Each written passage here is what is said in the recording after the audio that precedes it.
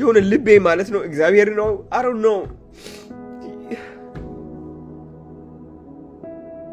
እኔ ልንገራችሁ ማለት ነው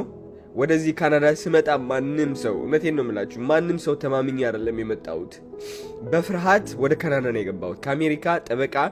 አሳይለም መጠየቅ አትችልም ብሎኝ ከዛ ኬዝ ትክክለኛ አይደለም ዲናይ ልትደረግ ስለምትችል ወደ ካናዳ ብትሄድ ይሻላል ይህ ውሳኔ የወሰንኩት ካናዳ ለመግባት በ5 ቀን ውስጥ ነው ያው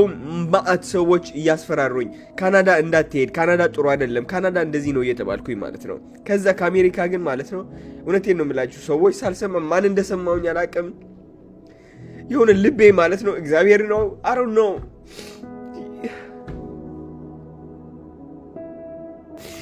ልቤ የሆነ ነገር ገፋፋኝ ወደ ካናዳ እንድገባ ማለት ነው ምንም ሳላቅ እውነቴን ነው የምላችሁ ስልኬን ጥዬ ነው የገባሁት ራሱ ፈርቼ ማለት ነው ማንንም ሰው ሳላቅ ጠበቃ ብቻ ያበሻ ጠበቃ አግኝቼ እሱ ተስፋ አድርጌ ነው የገባሁት ከዛ ማለት ነው ወደ ካናዳ ስገባ እንዳለ ሸልተር ውስጥ ነው የኖርኩት ብዙ ኢትዮጵያውያን የሚኖሩበት ቦታ ነው እንግዲህ ወደ ካናዳ ሲመጡ ወደ ኪውቤክ ገባሁኝ ኪውቤክ ስገባ ያላሰብኩት ህይወት ነው ከ6-7 ሰዎች አብረክ ነው የምታድረው እንደ ዩኒቨርሲቲ ዶርም ውስጥ እኔ እንግዲህ ይህ ህይወት አላቀውም ስልኬ የለኝም ብሬን ደግሞ መልስ እንዳይሉኝ ይሄ ብር ከየት ያመጣው እንዳይሉኝ ማለት ነው እንዳለ ወደ ከአሜሪካ ወደ ኪውቤክ ሊያሻግሩኝ ወደ ኪውቤክ የወሰዱኝ ወደ የካናዳ ቦርደር እነሱ እንዳለ ብሬ ሰጥቻቸዋለሁ ቲፕ ሰጠዋቸው 300 እንደሌላው ነው ደብቄ ከመግባት ማለት ነው ታክሲዎቹን እንዳለ 200-300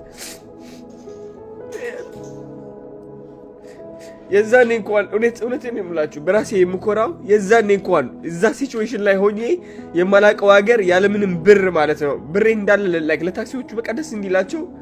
ምን ይሰጣቸው ምንም ከዛ ካናዳ ገባሁኝ ለ2 ቀን ሞንትሪያል አደርኩኝ ሸልተር ውስጥ ማለት ነው ከዛ ወደ ቶሮንቶ ልሄድ ፈልጌ እዛ ሞንትሪያል ያሉ ሰዎች እንዳለ ወደ ቶሮንቶ እንዳትሄድ ሰው ማታቅ ከሆነ እዛው ትጠፋለክ